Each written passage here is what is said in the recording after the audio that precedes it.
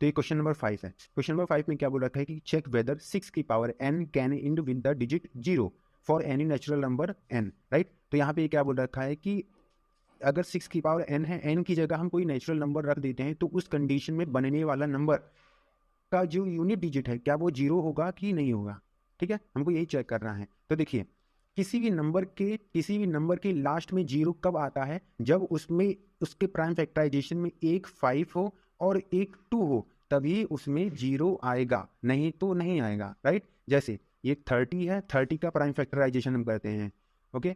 तो 2 1 जा 2, 1 कैरी आ जाएगा, 10 हो गया। अब 2 5 जा 10, अब ये 15 किससे कैंसिल आउट होगा, 3 से कैंसिल आउट होगा, 3 5 जा 15, अब ये 5 से कैंसिल आउट होगा, 5 1 जा 5। अब देखिए, इसमें एक 5 है और एक 2 है, तभी तो इसकी जो लास्ट की डिजिट क्या है वो 0 है, राइट। एक और हम एग्जाम्पल लेते हैं, जैसे ये 20, ओके। तो 20 का हम फैक्टराइजेशन करते हैं, 2 1 जा 2 और एक ये 0 आ जाएगा, फिर 2 5 जा 10 और ये फिर 5 1 जा 5, राइट। अब ध्यान से देखिएगा, इसमें देखिए, इसमें भी एक 5 है, कम से कम एक 5 होना चाहिए और कम से कम एक 2 होना चाहिए, राइट। तो देखिए, इसमें एक 2 है और एक 5 है, तभी इसकी जो लास्ट की डिजिट क्या है वो 0 है, ओके। आई होप आपको ये इतना समझ में आया हो। तो हम क्या करेंगे, सबसे पहले देखिए, यहाँ पे ये 6 की पावर n है। अब 6 का हम प्राइम फैक्टर करेंगे। प्राइम फैक्टर क्या होता है, 2 मल्टीप्लाई 3 होता है, यानी कि 6 को हम 2 मल्टीप्लाई 3 लिख सकते हैं। क्यों लिख सकते हैं, क्योंकि 2 3 जा 6 ही तो होता है, तो यानी 6 की जगह पे हम 2 मल्टीप्लाई 3 लिख सकते हैं, और इसकी पावर n है, राइट। अब देखिए, इसका हमने जब प्राइम फैक्टराइजेशन किया तो इसमें एक 2 तो है बट एक 5 नहीं है। अब जब 5 नहीं है तो इसकी जो यूनिट डिजिट है, यानी कि जो लास्ट की डिजिट है, वो 0 नहीं होगी, ओके। तो हम यहाँ पे इसका रीजन लिख देंगे, दिस shows that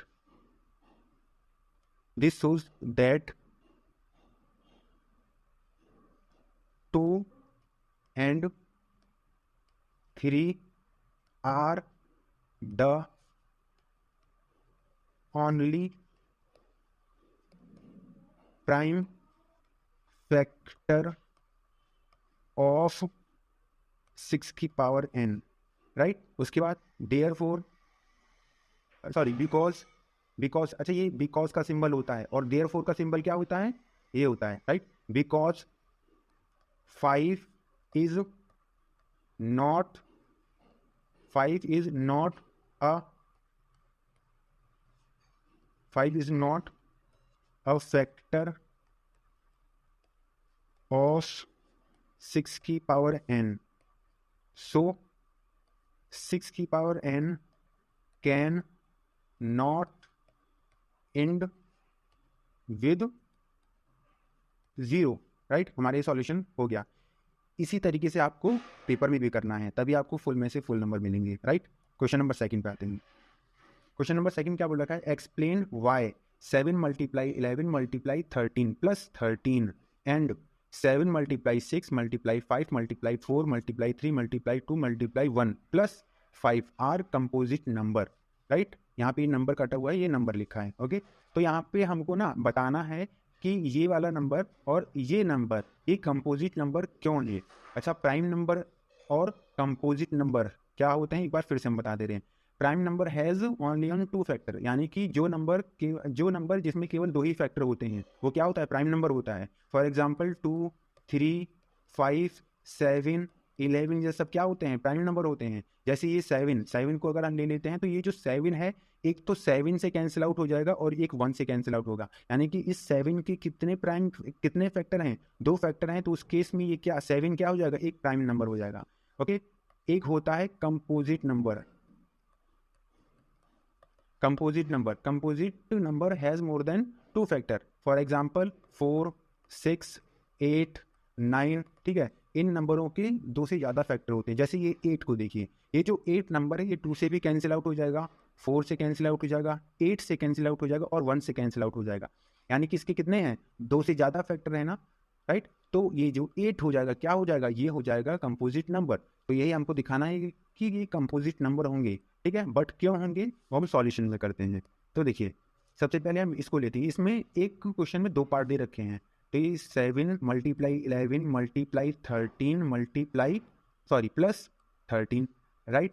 अब देखिए यहाँ पे ये 7 मल्टीप्लाई 11 मल्टीप्लाई 13, यहाँ पे भी 13 है और यहाँ पे भी 13 है, तो हम क्या कर लेंगे 13 कॉमन ले लेंगे। अच्छा एक चीज़ देख लीजिए, हम बताते हैं, जैसे ये लिखा है 6 + 2, जबकि इन्हीं दो नंबरों में प्लस या फिर माइनस का रिलेशन होता है तभी हम कॉमन ले सकते हैं। जैसे यहाँ पे है, यहाँ पे हम क्या 2 कॉमन ले सकते हैं, राइट, 2 कॉमन ले सकते हैं, तो ये हो जाएगा। अगर इसी की जगह पर लिखा होता 2 मल्टीप्लाई 6 मल्टीप्लाई 2, तो उस कंडीशन में हम कॉमन नहीं ले सकते हैं, राइट। तो देखिए यहाँ पे ये एक नंबर मान लीजिए और एक नंबर ये है, तो इसमें यहाँ पे भी 13 है और यहाँ पे भी 13 है, तो 13 कॉमन ले लीजिए।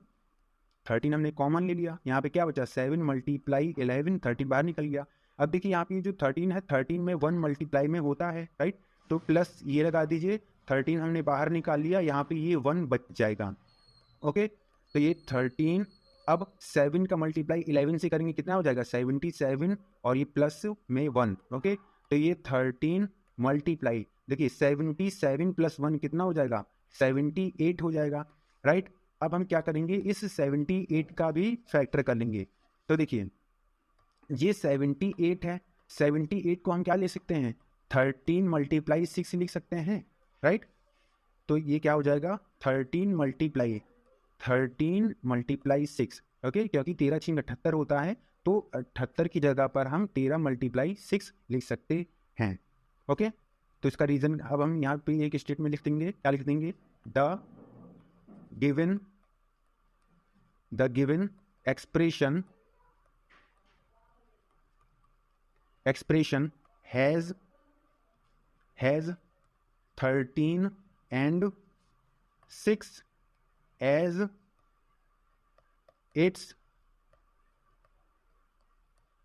factors, so it is a composite number. हमारी ये सॉल्यूशन कंप्लीट हो गया, राइट। आपको ऐसे ही पेपर में भी करना है, ये रफ वर्क है, इसको रफ वर्क में आपको करना है। ओके, अब हम इस वाले क्वेश्चन को करते हैं नेक्स्ट पेज पे। चलिए इसको करते हैं, क्या लिखा है 7 multiply 6 multiply 5 multiply 4 multiply 3 multiply 2 multiply 1 और प्लस है 5, right.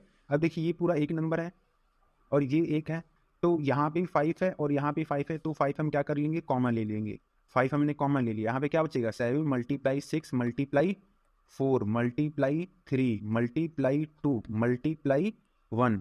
Okay,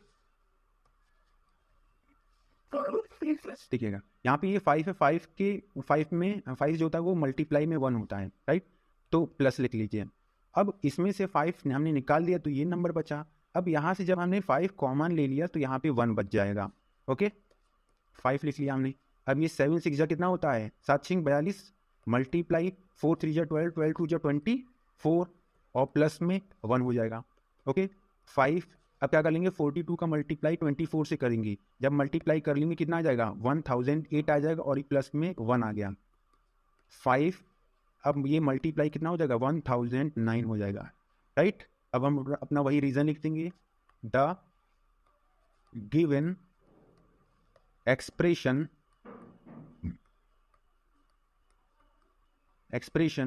has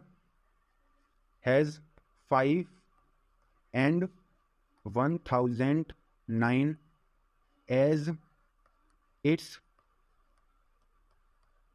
factors, so it is a composite number. ये सॉल्यूशन हमारा कंप्लीट हो गया, राइट। आपको ऐसे ही पेपर में भी करना है। अब आते हैं नेक्स्ट क्वेश्चन पे।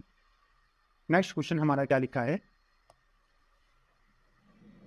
वेट देखिए क्या लिखा है इसमें, there is a circular path around a sport field, correct है। तो यहाँ पे एक क्या है, एक कोई सपोज कर लीजिए एक है फील्ड है, ओके, बीच में यहाँ पे एक है फील्ड है और इसके किनारे किनारे एक क्या है सर्कुलर पाथ है। ओके, यहाँ पे क्या है ये फील्ड है, इसके किनारे किनारे एक क्या है सर्कुलर पाथ है, यानी कि गोल रास्ता है।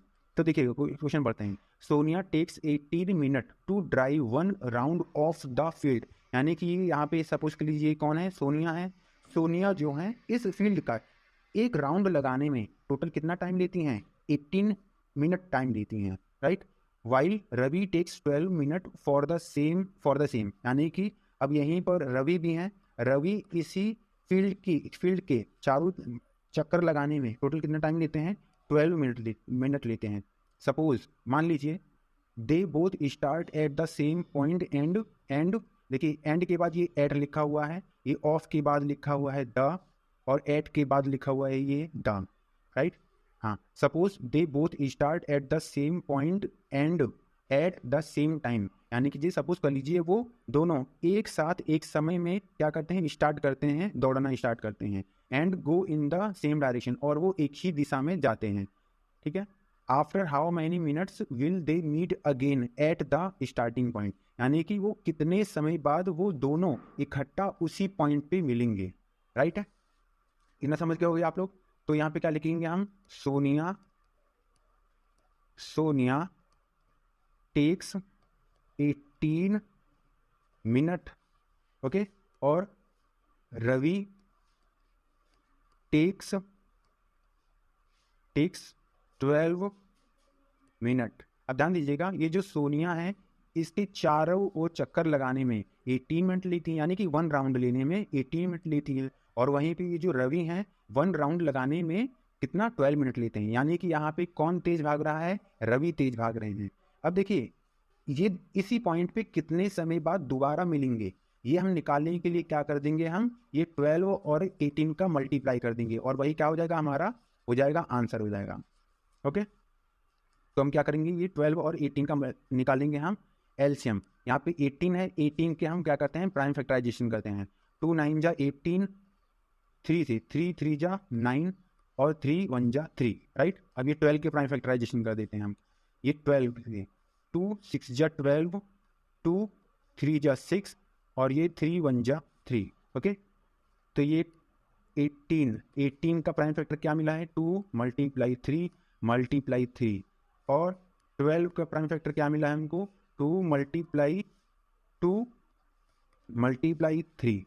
तो LCM of 12 and 18 and 12, LCM हमने निकालना बताया था। जैसे यहाँ पे कौन कौन से नंबर यूज हुए हैं लिख लीजिए, यहाँ पे 2 यूज हुआ है और 3 यूज हुआ है। अब 2 देखिए मैक्सिमम कितने टाइम से रिपीट हुआ है, यहाँ पे ये जो 2 है वो 1 टाइम आया है, बट यहाँ पे 2 टाइम आया है, तो मैक्सिमम वाले को हम यहाँ पे लिख लेंगे, 2 टाइम्स को लिख लिया। अब ये देखिए 3 कहाँ पे मैक्सिमम बार रिपीट हुआ है, यहाँ पे ये जो 3 है 2 बार आया है, और यहाँ पे 3 1 बार आया है, तो हम इसको 2 टाइम्स वाले को यहाँ पे लिख लेंगे, लिख लिया 3 × 3। अब ये 2 2 जा 4, 4 3 जा 12, 12 3 जा 36 आया, यानी कि ये 18 और 12 का एलसीएम क्या आया है, 36 आया है, और यही क्या हो जाएगा, हमारा आंसर है। यही क्या है, हमारा आंसर है। यहाँ पे स्टेटमेंट लिख देंगे, they will meet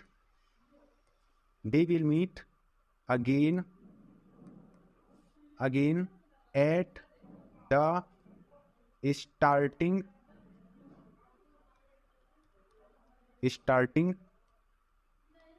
point after 36 minute, right. यानी कि ये दोनों हैं 36 मिनट बाद दोबारा मिलेंगे, ओके। आई होप आपको ये समझ में आया हो। अब इसी से, ये इंपॉर्टेंट क्वेश्चन है, अब इसी की तरह ना और भी क्वेश्चन आते हैं। सपोज कर लीजिए यहाँ पे ना 3 क्या है, रिंग बेल हैं, 3 यहाँ पे बेल हैं, ओके।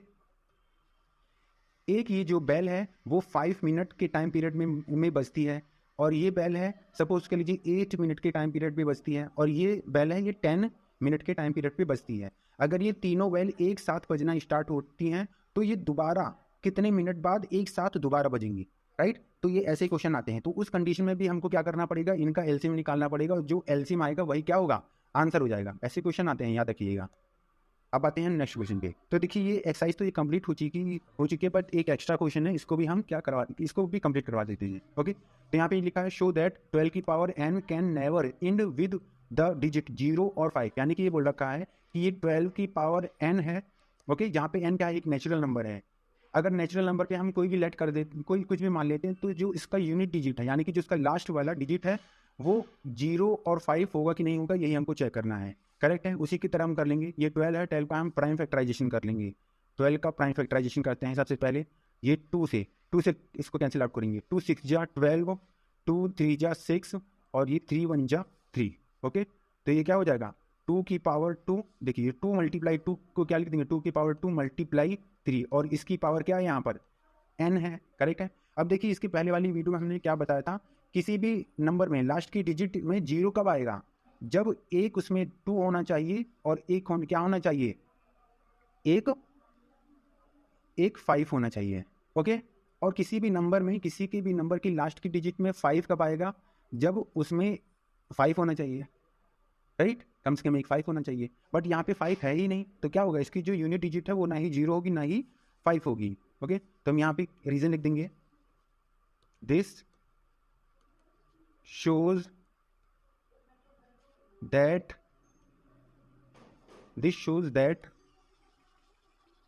इसको आपको ये रफ में करना है, इसका प्राइम फैक्टराइजेशन।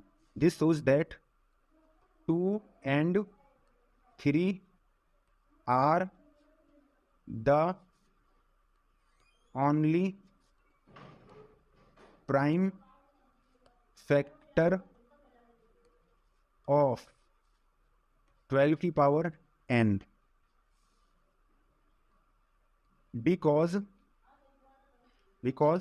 5 is not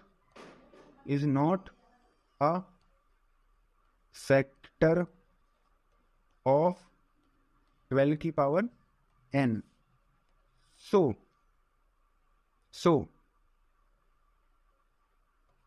12 की power n can not end with